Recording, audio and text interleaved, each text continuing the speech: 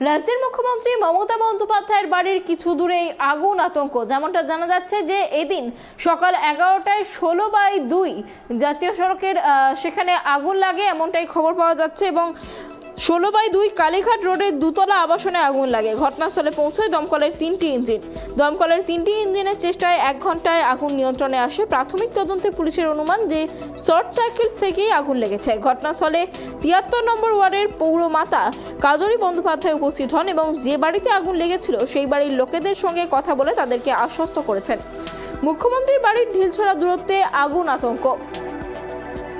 এই বিষয়ে বিস্তারিত জানবো আমাদের সঙ্গে সরাসরি ফোন কলে রয়েছে আমাদের প্রতিনিধি অভ্রদীপ।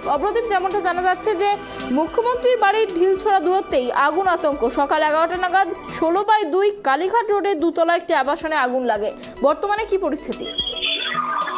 হ্যাঁ দেখো, একদম সকালবেলা যেটা আগুন লাগে, যেটা আমরা খবর পাই, মুখ্যমন্ত্রীর বাড়ির ঠিক ঢিলছড়া দূরত্বে এই আগুন লেগেছিল। ঘটনাস্থলে দ্রুত দমকলের 3টি ইঞ্জিন পৌঁছে যায় এবং 1 ঘন্টার মধ্যে আগুন কিন্তু নিয়ন্ত্রণে আনা সম্ভব হয়েছে। পুলিশের প্রাথমিক তদন্তে জানা যাচ্ছে যে শর্ট সার্কিট থেকেই এই আগুন লেগেছে। ঘটনাস্থলে পরিদর্শন করেছিলেন 73 নম্বর ওয়ার্ডের পৌরমাতা কাজরি বন্দ্যোপাধ্যায় উপস্থিত হন এবং তিনি ঘটনাস্থল খতিয়ে দেখেন এবং আশেপাশের মানুষজনকেও তিনি আশ্বস্ত করেন। যেহেতু মুখ্যমন্ত্রীর বাড়ির ঢিলছড়া দূরত্বে আমরা জানি মুখ্যমন্ত্রীর বাড়ির আশেপাশে কিন্তু হাই সিকিউরিটি জোন, তার মধ্যে এরকম একটা আগুন, তার সঙ্গে দমকলের তৎপরতায় কিন্তু এই দুর্ঘটনা থেকে বাঁচা গেছে।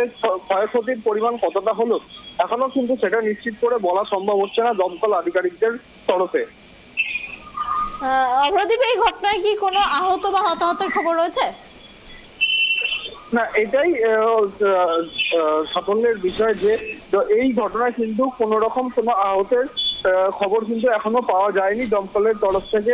এবং তার সঙ্গে তোমাকে যেটা আগেও বললাম, এই ঘটনায় কতটা কি ক্ষয়ক্ষতি হয়েছে সেটা কিন্তু দমকলের তরফে এখনো পর্যন্ত বলা সম্ভব হচ্ছে না। ঘটনাস্থলে 3টি ইঞ্জিন দ্রুত পৌঁছে গিয়েছিল এবং ঘটনার 1 ঘন্টার মধ্যে তারা আগুন নিয়ন্ত্রণ করে ফেলেছে। তার এই পরিস্থিতিতে ক্ষয়ক্ষতির পরিমাণ যে খুব একটা বেশি হবে বলেও মনে করা হচ্ছে না। অনেক ধন্যবাদ অভ্রদীপ আমাদের সঙ্গে থাকার জন্য। আপনাদের আরো একবার জানিয়ে রাখি, মুখ্যমন্ত্রীর বাড়ির ঢিলছড়া দূরত্বেই আগুন আতঙ্ক। আজ সকাল 11টা নাগাদ 16/2 কালীঘাট রোডের দুতলা একটি আবাসনে আগুন লাগে এবং ঘটনাস্থলে পৌঁছয় দমকলের 3টি ইঞ্জিন। দমকলের 3টি ইঞ্জিনের চেষ্টায় 1 ঘন্টায় আগুন নিয়ন্ত্রণে এসেছে। আমি বলতে পারবো না, কিন্তু ফায়ার ব্রিগেডের লোক বলছে যে একটা এসি থেকে শর্ট সার্কিট হয়ে গেছে।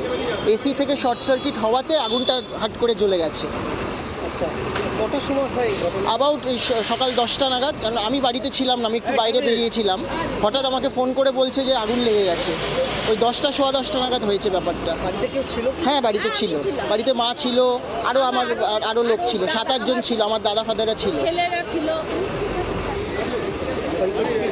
হ্যাঁ, ক্ষয়ক্ষতি কিছু না এখন তো দেখুন বুঝতে পারছি না, যতক্ষণ না ওপরে যাব বুঝতে পারছি না। তবে যেটা আমার পাড়ার লোক বলুন, প্রত্যেকে সঙ্গে সঙ্গে চলে এসছে, এসে হেল্প করে দিয়েছে। পরিবারে এটা মনে হচ্ছে এসির থেকে শর্ট সার্কিট হয়েছে। নিচে একটা ভাড়াটে আছে, ওনাদের অবজেকশন যে গত 30 বছর ধরে উনি ইউজ করেন না, বন্ধ রয়েছে। ওনার ওখান থেকেই কেবেলের জিনিস ছিল কিছু, তার থেকে লেগেছে। দেখা যাক, আপাতত কন্ট্রোল আছে একদম, সেরকম কোনো কারোর প্রাণহানি বা কোনো ক্ষয়ক্ষতি হয়নি। কিন্তু আগুন তো লেগেছে, এমনি তো অনেক জিনিসই হয়েছে। শারীরিকভাবে সবাই ঠিক আছেন।